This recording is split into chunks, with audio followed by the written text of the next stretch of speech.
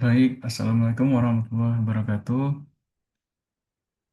Di sini saya akan menjelaskan terkait dengan ujian tengah semester saya dengan mata kuliah e-commerce bisnis. Nama saya Tifa Syarivaldi dengan dosen pengampu Ibu Vesa Si Siva Nurul Haq, Eskom MMSI. Oke, langsung saja untuk yang soal nomor kasus satu. Kasusnya Ude Bahari adalah UMKM penjual ikan beku di Surabaya dengan omset rata-rata 180 juta per bulan dan 1.200 SKU. Pemilik ingin go digital melalui website sendiri plus integrasi marketplace serta mengadopsi sistem JIT dengan tiga pemasok nelayan lokal. Kemudian ia dihadapi dengan tiga opsi infrastruktur. Opsinya bisa dilihat di sini. Kemudian diketahui pula ikan adalah produk highly perishable, margin tipis, kurang lebih 12% dan permintaan fluktuatif. Pertanyaan yang pertama, jelaskan secara logis mengapa biaya hosting yang termurah, itu opsi A, yaitu share hosting dan plugin gratis itu belum tentu menghasilkan cost benefit terbaik bagi Udi Bahari. Kemudian kaitkan argumen Anda dengan konsep opportunity cost dan stok pada produk perishable. Jadi, mengapa biaya hosting termurah opsi A itu belum tentu menghasilkan cost benefit terbaik? Jadi, meskipun opsi A memiliki biaya bulanan yang paling rendah, belum tentu memberikan manfaat ekonomi terbaik bagi Budi Bahari. Produk yang dijual berupa ikan beku, termasuk highly perishable, sehingga ketersediaan sistem itu sangat penting. Jika website mengalami downtime saat permintaan tinggi, seperti akan akhir pekan atau lebaran, perusahaan dapat kehilangan peluang penjualan. Nah, selain itu, keterbatasan integrasi API dapat menyebabkan informasi stok tidak sinkron dengan marketplace sehingga menimbulkan stock at cost, yaitu hilangnya penjualan dan potensi ketidakpuasan pelanggan karena barang yang tersedia di sistem ternyata tidak tersedia secara fisik. Jadi oleh karena itu, biaya yang terlihat murah dapat berubah menjadi mahal dan belum tentu menghasilkan cost benefit terbaik. Untuk yang B, dijelaskan identifikasi minimal dua aktivitas primer dan aktivitas pendukung. Untuk aktivitas primernya inbound logistik, itu integrasi data dengan pemasok lain memungkinkan pemantauan pasokan lebih cepat dan akurat. Di sini disuruh jelaskan aktivitasnya yaitu pengelolaan stok menjadi lebih efisien melalui sistem JIT. Yang kedua, operation, aktivitas primernya dengan aktivitas pengolahan pesanan menjadi lebih cepat karena data pesanan dari website dan marketplace terintegrasi. Kemudian mengurangi pekerjaan administrasi manual. Aktivitas mendukungnya ada teknologi development, yaitu penggunaan website, marketplace, ERP, dan cloud meningkatkan efisiensi proses bisnis. Dan data dapat dianalisis untuk memprediksi permintaan pelanggan. Kemudian, from infrastruktur, sistem informasi integrasi mempercepat pengambilan keputusan manajemen, serta pengawasan operasional menjadi lebih mudah dan transparan. Jika memilih opsi B, aktivitas teknologi development dan human resource management berpotensi menjadi lebih mahal karena membutuhkan staf IT khusus untuk pemeliharaan server, keamanan sistem, backup data, dan pembuatan aplikasi. Untuk yang C, jelaskan bagaimana kegagalan JIT akan terbaca dalam laporan laba rugi. Oh, yang pertama untuk kelemahan dulu. Untuk kelemahan JIT, kita mengasumsikan pasokan datang tepat waktu dan stabil kan. Pada sektor perikanan, asumsi ini sering tidak terpengaruh karena nelayan itu kan dipengaruhi oleh cuaca, musim, gelombang laut, dan ketersediaan ikan. Jadi apabila pasokan terlambat itu, yang pertama dapat penjualan menurun karena stok tidak tersedia. Kemudian pendapatan dalam laporan laba rugi menurun. Dan yang ketiga, biaya darurat untuk mencari pemasok alternatif dapat meningkat sehingga laba berkurang. Untuk dalam laporan arus kas, kegagalan JIT terlihat dari penurunan arus kas masuk akibat berkurangnya penjualan, kenaikan arus kas keluar karena biaya transportasi atau pembelian mendadak dari pasok lain, kemudian potensi gangguan likuiditas apabila penjualan turun dalam periode tertentu. Kemudian yang D, buatlah rekomendasi opsi A atau B atau C dengan argumen yang dapat dibantah. Kondisi di mana rekomendasi saya salah. Rekomendasi ketika kondisi saya bisa salah, saya rekomendasi ke opsi C, yaitu Cloud SaaS berlangganan. Alasannya kenapa? Karena yang pertama, scalable untuk menghadapi lonjakan permintaan pada akhir pekan dan hari raya.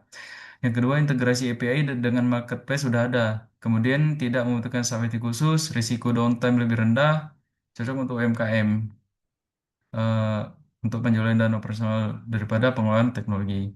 Nah, ketika rekomendasi ini salah, apabila anggaran perusahaan sangat terbatas sehingga biaya berlangganan menjadi beban besar. Kemudian perusahaan memiliki staf IT yang kompeten, sehingga opsi B dapat memberikan manfaat lebih besar dengan biaya jangka panjang yang lebih rendah. Kemudian volume transaksi masih sangat kecil sehingga fitur Cloud SaaS tidak dimanfaatkan secara optimal. Untuk kasus 2, yang pertama UI atau UX dan integritas data.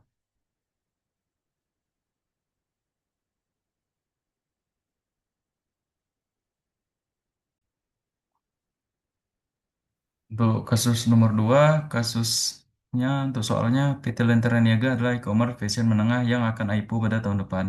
Manajemen meminta divisi akuntansi untuk menyiapkan per hal sekaligus. Yang pertama, migrasi pencatatan dari Excel ke SEA akuntansi, kemudian persiapan pelaporan keuangan dalam format XBRL untuk OJK, kemudian pemasangan program loyalitas untuk meningkatkan retensi. Kemudian 78% transaksi terjadi via mobile app dengan metode pembayaran QRIS, e-wallet, dan pay later. Tahun lalu terjadi fraud berupa refined abuse senilai 240 juta. Kemudian pertanyaannya, UI atau UX dan integritas data. Untuk jawabannya langsung aja. Jadi perilaku staff yang sering skip dulu itu isi belakangan itu menunjukkan adanya kelemahan UI atau UX pada sistem ES akuntansi. Form yang terlalu banyak pada field wajib membuat pengguna cenderung mengabaikan kelengkapan data. Jadi akibatnya kualitas master data pelanggan menjadi buruk seperti alamat NPWP atau identitas pelanggan yang tidak lengkap. Hal ini dapat mempengaruhi keandalan laporan keuangan karena data transaksi bersumber dari master data tersebut. Ada dua asersi audit yang terancam. Yang pertama menurut saya completeness atau kelengkapan karena ada kemungkinan data pelanggan atau transaksi tidak tercatat secara lengkap. Kemudian akurasi karena pengisian data yang terburu-buru atau tidak lengkap dapat menyebabkan kesalahan pencatatan.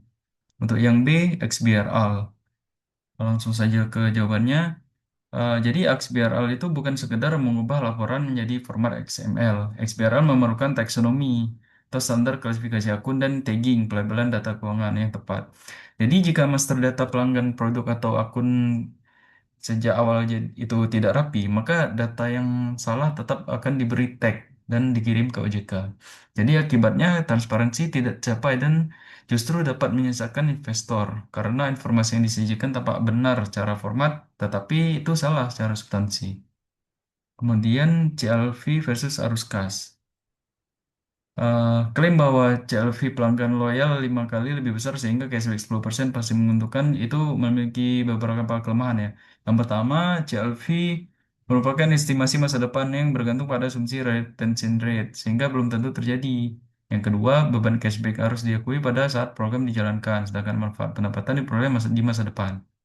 Dan yang ketiga, meskipun laba bersih terlihat positif, program cashback dapat mengurangi operating cash flow jangka pendek karena perusahaan harus mengeluarkan kas di terlebih dahulu. Kemudian pengandalian internal m-commerce.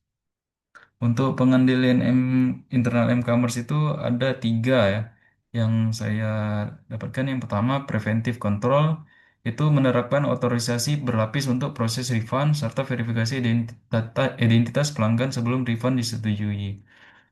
Risikonya, risiko residualnya kemungkinan kolusi antar pegawai masih dapat terjadi karena menerapkan otorisasi berlapis ini.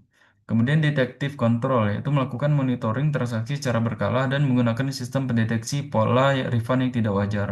Risikonya fraud dapat diketahui setelah kerugian terjadi.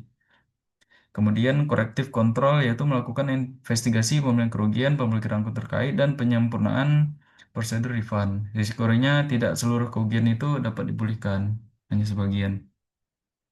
Untuk yang soal poin E itu sintesis. Dari 4 agenda manajemen urutkan prioritas sebelum IPO. Ini menurut saya urutan prioritasnya yang pertama itu migrasi dan perbaikan kualitas data pada SIS akuntansi karena data yang baik itu menjadi awal ya menjadi langkah dasar untuk seluruh pelaporan. Yang kedua setelah migrasi itu penguatan pengendalian internal e-commerce untuk mencegah fraud dan meningkatkan kepercayaan investor, sehingga investor bisa investasi ke perusahaan kita. Kemudian persiapan pelaporan XBRL karena itu membutuhkan data yang sudah akurat dan terstandarisasi. Dan terakhir, evaluasi program loyalitas, yaitu cashback dan CLV, agar keputusan pemasaran didasarkan pada analisis keuangan yang realistis.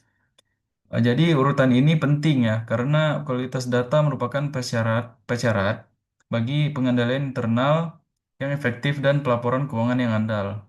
Jadi seperti urutan saya tadi, tanpa data yang baik, kemudian XBRL maupun analisis CLV tidak akan menghasilkan informasi yang dapat dipercaya oleh investor saat menjelang IPO.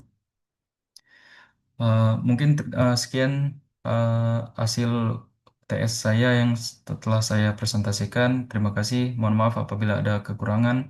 Assalamualaikum warahmatullahi wabarakatuh.